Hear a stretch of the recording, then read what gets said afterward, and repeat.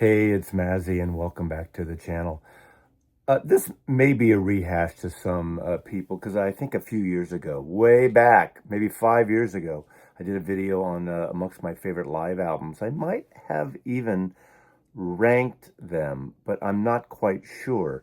So I'm going to showcase some of my favorite rock and roll live albums. Now, there are no jazz albums here, there are no soul albums here. These are, I'd say, primarily classic rock records, and I think most or probably all these bands I saw live in the day, probably mostly into the 70s into the 80s. So I want to go through these, no particular order, but just some I actually like. A couple of them I have a few different pressings, and I'll tell you why too. And this was set in motion because I picked up Live in Japan by Deep Purple from 1972. Now, this is the new Steven Wilson mix. Historical relevance to me personally, this came out, I believe, around March, must have been around March, April 1973 in America. And I started my first record store job at the Warehouse Records in San Francisco in March or April of 1973. I remember this had just come out. And this is one of those records that there's always the metal guy in the store would put this on and play a lot. Now, this period of Deep Purple I actually liked. I had In Rock, and what's the one that came out right before this? Machine Head. I had that, and I had the first two records when Rod Evans was in the band, and I really got into that first album. Of course, the Joe South song "Hush" was on that record, and my friend's father took us to a San Francisco International Pop Festival in October of 1968. So I was 14 years old when I saw that first incarnation of a Deep Purple do Hush. I love that pop psychedelic sound of Hush. I mean, da da da da da da da da da, kind of like a Day in a Life little riff in there, and that very slow version of Help. So I love that. But of course, you know the history probably better than I do of how they became more of a heavy metal band when Ian Gillan, a.k.a. Jesus Christ from Jesus Christ Superstar, joined the band after their third album and played. Now, I did see them again in 1972, so I did see this tour at Winterland, and as I recall, they weren't even the headliners. I think the headliner was Malo, the kind of brother group. Jorge Santana was in it, Carlos Santana's brother. And I was really into Malo. I can't remember if I went to see Deep Purple. I liked them. I had a couple records of theirs, so probably went to see them too. And I remember seeing also Black Oak, Arkansas. Never been a fan of that band, but so be it. It's Winterland. It's fun. Great rock and roll show. But I used to have this record. I had it from when I got it back in 1973, and I had it for years. And in my 95 purge, this one away. And I just had this sort of hankering to hear this. And I know the history of the record. I know it's such a great record, and it's a record recorded in Japan, mostly in Osaka. A couple of tracks, I believe, recorded at Budokan. And they almost didn't want to put out a live album. It came out in Japan first and then finally here. And it was huge, massive around the world. And again, I heard it so many times. And on that tour, they actually plays Hush. I remember they played Hush also with Ian Gillan, but not on this record. Now, the Steven Wilson mix. Again, I cannot compare it to the original UK, the original Warner Brothers from 1972-73, because I don't have that anymore. But I tell you, the Steven Wilson mix is impeccable. I always judge a rock album, how good the drums and bass sound. Of course, the guitar and vocals. But there's a snappiness to the drums on here, which is fantastic. So, of course, the hit Smoke on the Water, which was a hit the prior year on Machine Head, I believe, is on here. And that was a single released off the album. But it's a wonderful, wonderful record. And I'm digging when Steven Wilson does these records. And it's a great pressing, great recording.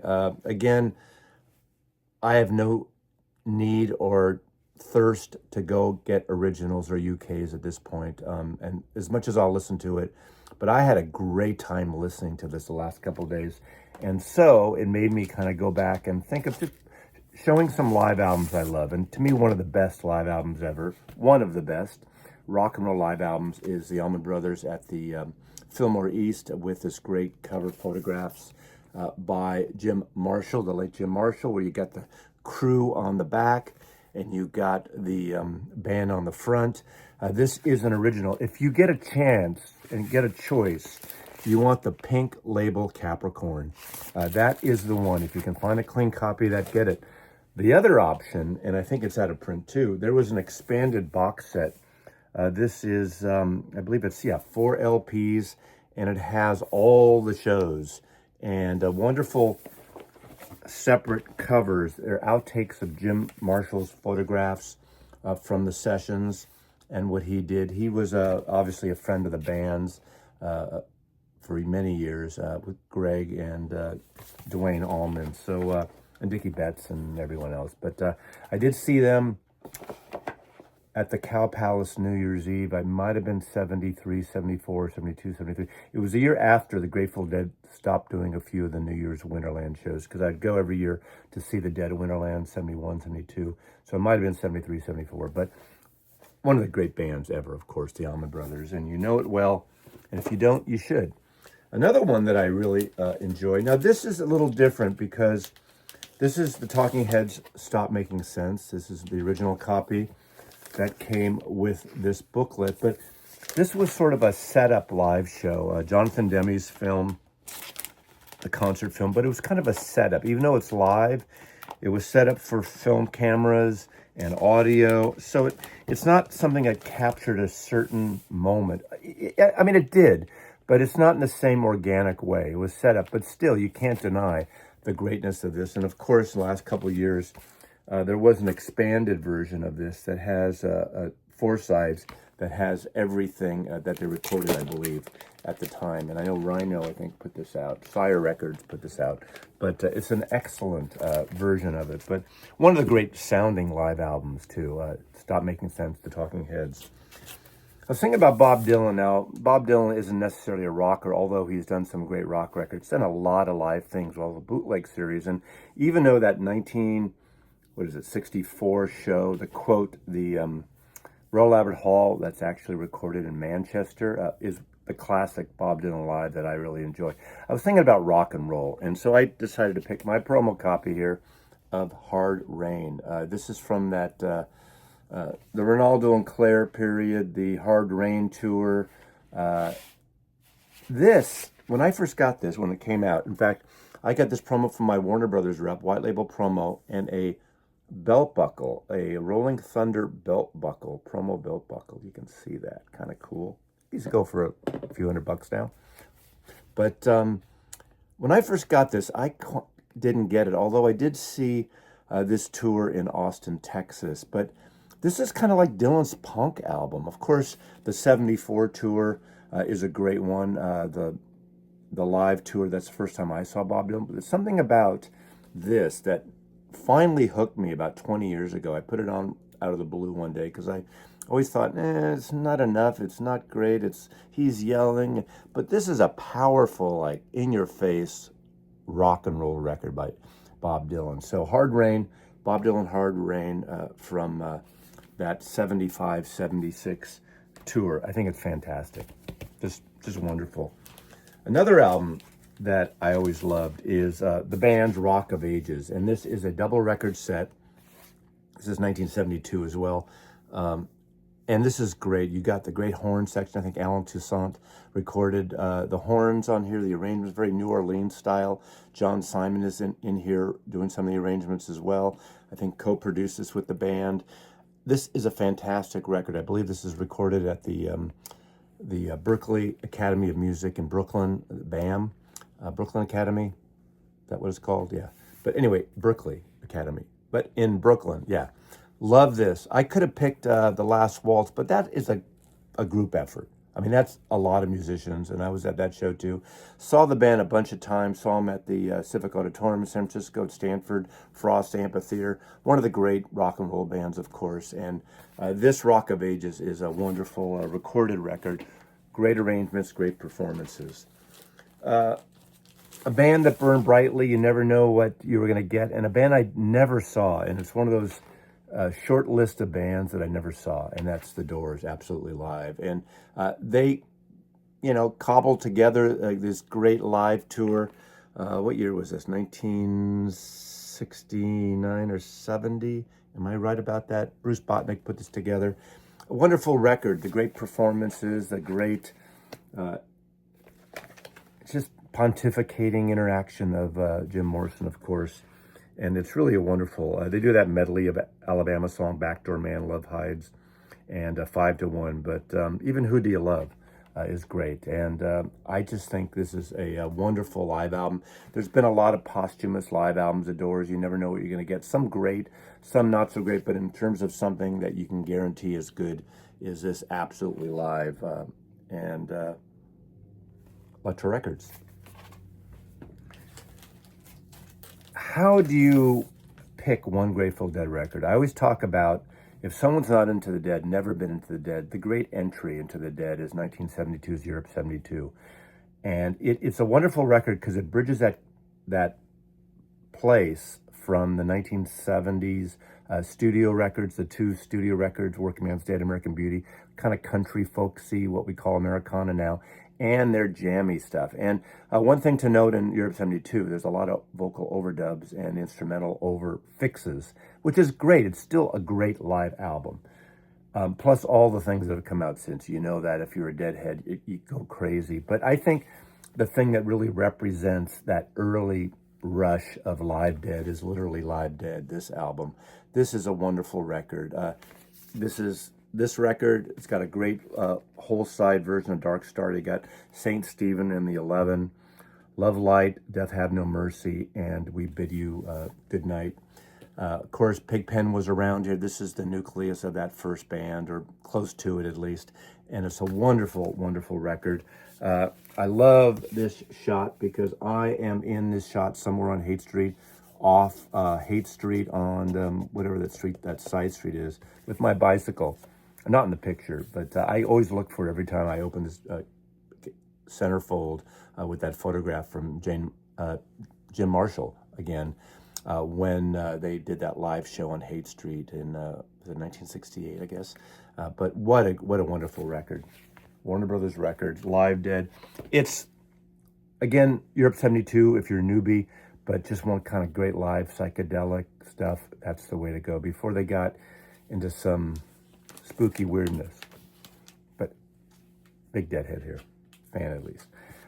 You could pick a lot of records by this fellow because he's certainly put out a lot of things, especially over the last, 15, 20 years with all these archive series. But I'm going to pick Time Fades Away, Neil Young, a great live set. This is my promo copy, original promo copy. You got David Crosby and Graham Nash on one here. And it's co-produced by Elliot Mazer, who produced Harvest and produced a few songs over the years with Neil Young. But Time Fades Away, Journey into the Past. Anyway, a great Neil Young record. I love the stuff with all the stuff with Crazy Horse and the solo stuff. Yeah, I mean, a wonderful record obviously is that, again, didn't come out until 15 years ago or so, maybe more, but around 15, was that great live album in Canada at Massey Hall. What a great recording, but that's really acoustic vibe on it. He goes from his acoustic live stuff to his hard rock. You could do Arc Weld or Arc and those things. So many live things, but I think this really kind of represents that time in the early 1970s. That's when I saw Neil Young. My first time was at Winterland again, right around harvest time, and Linda Ronstadt opened for him right before her major break with Heart Like a Wheel coming out. One of the great rock albums of all time. I keep saying that. I'm going to say that throughout this entire video, but of course, The Who, Live at Leeds. Now, there is a 3-record expanded. I didn't pull it. This is an original copy that has all the inserts and the posters, and this is the one I had up in my room when I was a kid. I just thought this was the coolest poster. Staple holes are still in it, I believe. Yep, kind of on the end. I carefully put it up here, but of course, this Live at Leeds poster, and it came with that. Oh no, actually, interesting. I forgot I did this. This is my original poster in here, and I got another one. Yeah, this is the one with the staple holes there. Proof of Life, Proof of Leeds, the Who live at Leeds. Again, I like the drum sound on this record. Moon's drums are spectacular, and it comes with, you know, the whole Premier Associates, the contracts, and all this kind of stuff that you don't really need, the set list and the tour list. And a fantastic live album, of course. What a power trio, right? 3 musicians on stage. My first time seeing The Who was literally within the month after Tommy came out at the Fillmore West, and then I saw them 2 or 3 times after that. I never saw them after Keith Moon died. I just figure Keith Moon and I share the same birthday, and I just feel, even though I love Kenny Jones, great drummer with faces and small faces, I thought, no, after Keith, there's no Who for me. And they just apparently ended, finally. They had their 16th farewell tour, and they're gone. Another album that always floats under the radar, but it's a powerful record and a surprising intense rock and roll record from an artist, is Stand on the Fire, Warren Zevon. And this was recorded at the Roxy on the Sunset Strip. This is an incredible record. This isn't just his piano-based stuff. It's piano and guitar. And he's a wild man on this album. And this is a really, really good record. This is how it originally came out. You could say truncated, but it still works. Of course, it has his hit Werewolves of London. But you got Stand on the Fire, Jeannie Needs a Shooter, which I think was, co-written or written by Bruce Springsteen. Excitable Boy, Muhammad's Radio, Lawyers, Guns, and Money, and I'll Sleep When I'm Dead, and a Bo Diddley song medley, Gunslinger. This is wonderful. And then a few years ago, Run Out Groove, which is now, I guess, absorbed, I think, into Rhino, put out this double expanded. This is the entire show, I think, pretty much. So, unreleased stuff. I think there was a CD originally with the extra tracks, but Run Out Groove put this edition out. I believe this is out of print. But this is, again, a wonderful, wonderful edition. You got all these wonderful liner notes and stuff. But a powerful rock and roll album by Warren Zevon. If you know him and know his music, it's not a surprise, because he, especially in the 70s then, this is mid-70s, or this is probably, 78, 79, powerful, kind of crazy man, right? The drugs and the liquor kicked in a lot, and depending what night you got him, I saw him about 3 times around that time, and really wonderful. Just a great artist, one of the best songwriters of the 1970s, and just very descriptive in his writing. Now, this is an interesting record. This is my favorite period of Fleetwood Mac. And this is Fleetwood Mac in concert the 5th, 6th, and 7th of February. And this is at the Boston Tea Party. Now, this wasn't released till many years after the fact. There might have been bootlegs of it. And there's been various configurations of this, of Fleetwood Mac, that had each night, separate single volumes. This is the larger, I believe, was it 4-record set? 3 or 4 record set, I don't even know. But this is, what date did this come out? This is a 2007 edition. So if you see this, grab it. This is that 1970s, so this is sort of the last tour with Peter Green. And this is a massive set, great songs, great recording. It's got, Oh Well on here. You got World in Harmony, the Green Monalishi, that song. Rattlesnake Shake, which is the entire side B. Black Magic Woman, of course. Peter Green wrote that song. Santana only covered it. Madison Blues, Jumping at the Shadows, and so on. I mean, and there's various versions of it because of the various nights they played. And so you have Peter Green on guitar, of course, Jeremy Spencer on guitar, and Danny Kerwin on guitar. These 3, the great 3 guitar players of Fleetwood Mac. I mean, sure, we like the others later on. We like Lindsey Buckingham in a different way. And of course, Bob Welch too. But these are the 3. And when they were playing together, it was like nothing else. And this is that period, that transitional period, the end of Peter Green passing the torch. I actually like the 70s albums with like Future Games and Kiln House and, the ones I'm talking about, Bare Trees. I love those. I like every Fleetwood Mac album, and I get a little tired. And I, of course, now with all the reissues of Buckingham Nicks and self-titled, I'm a fan. I like that period of Fleetwood Mac, but I think they got played so often that you got to pull back. But to me, this is the one. This is the one of that kind of the first Fleetwood Mac, but pushed a little bit. That right 1970s. And then Play On. I've said this on many times. It's my all-time favorite Fleetwood Mac album. 1970, that is the one that has that perfect transition period of not just the blues, better songwriting, interesting things, just a fantastic album.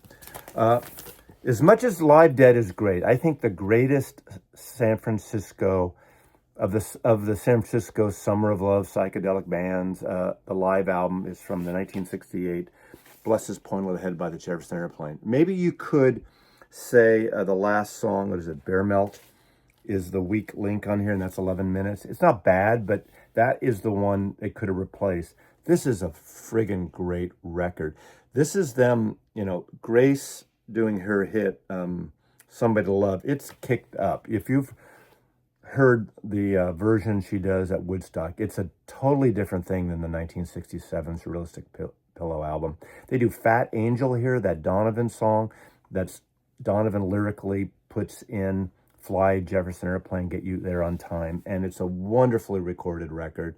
Fillmore East, Jefferson Airplane, Bless His Point Little Head, that's in their mansion on Fulton by Golden Gate Park. You got Jack Cassidy, all these bottles of wine.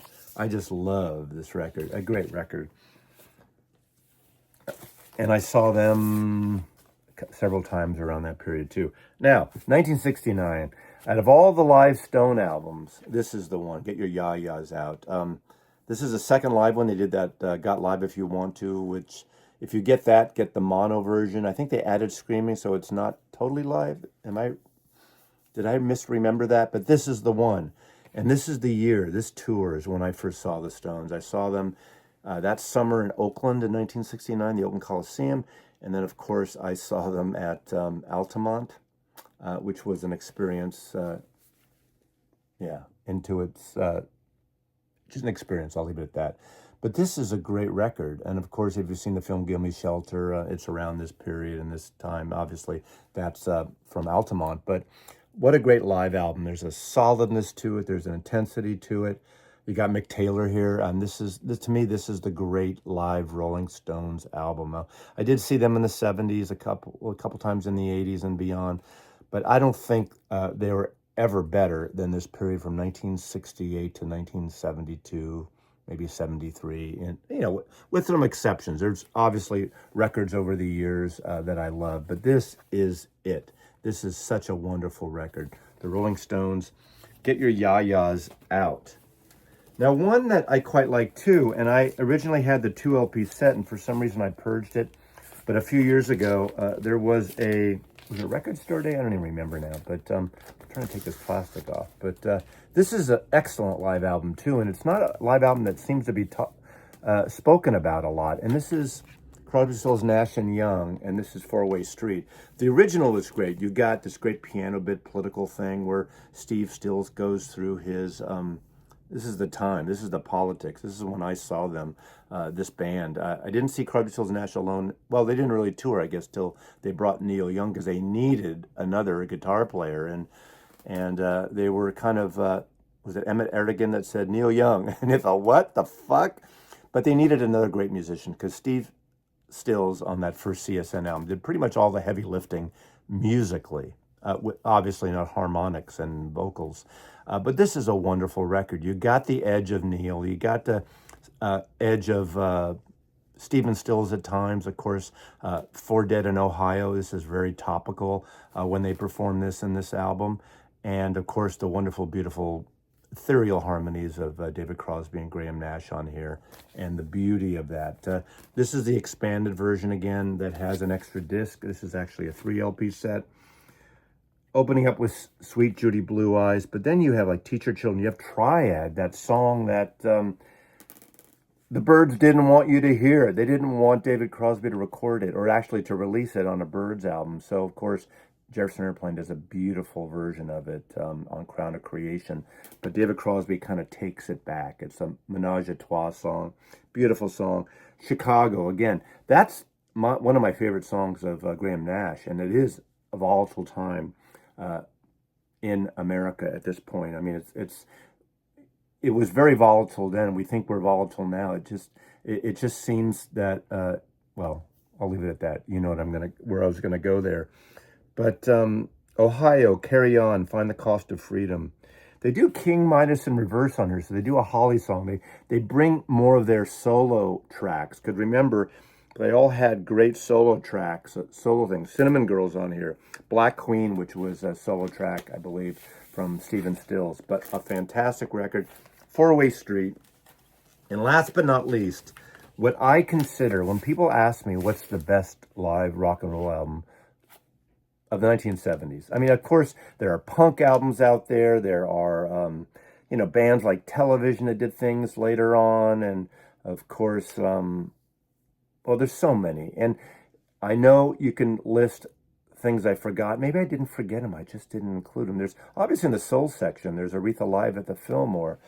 There's a bunch of stuff recorded at the Fillmore. In fact, search my channel. I think I did a video once of live albums from San Francisco that were recorded in San Francisco, either at the Fillmore or Winterland, I believe. Jimi Hendrix at Berkeley could be one too. But those albums really didn't come out. You could do the Monterey Pop things. They didn't come out at the time. And with a few exceptions here, most of these came out soon after they were recorded. But the greatest record, the greatest live rock and roll record to me is Little Feat, Waiting for Columbus. I have 3 copies, and I'll tell you why. First of all, this is the recent one that came out, 2 years ago, so it's excellent. Rhino put this out. It's a great record, wonderfully done, wonderfully curated. This is my original back from, was this 1978 this came out, with the hype sticker there on it. This is an excellent original. None of these are bad, so you can pick whatever you want. Now, I will say, I think at the time when I did the shootout, there's a shootout on my channel, and I think I picked this 1979 MoFi as my number 1 at the time. Now, I need to listen to it again. I have a different cart and different speakers now, just for the fun of it, because I love this record so much. But again, any version is good. But, however, a little asterisk here. Waiting for Columbus, 1979. They did one some years later. I don't know if it was a decade after this. That MoFi did. It's not great. And so skip that one. If you want the MoFi version, make sure it's the 1979 version. Fantastic record. Again, the drums are solid. The bass is solid. That Lowell George slide guitar playing, and there's a swampy funkiness to this record that is amazing. Now, there is a CD, expanded CD box that came out also from Rhino a couple years ago, which is excellent, that has all the recordings from it. There's some Tower Power horns are on it. And if you're a CD person, I highly recommend that box set, Waiting for Columbus, on CDs. I think it was 3 or 4 CDs. It's excellent with a wonderful booklet. And but this is the one. This is the live track of the Boomer bands. Hey, that's when I grew up. But again, no punk bands here, really. I mean, Talking Heads is not a punk band. Art Rock. There's so many I could have added on here and that I have in my collection. And maybe another time, another day, I'll do more. But that Deep Purple one, again, in closing, I was surprised how much I like this. I mean, I don't show a lot of, quote, hard rock on the channel. But this period of Deep Purple, even early Black Sabbath around the early 70s, I was really into seeing that live a lot. And this is an excellent sounding record. So I suggest, if you don't have any version, check out the Steven Wilson mix. It just came out in the last few days, actually, I think, or a week or so. Anyway, I think is it part of Rocktober? It might have been. Anyway, thanks for watching, and Mazzy loves you.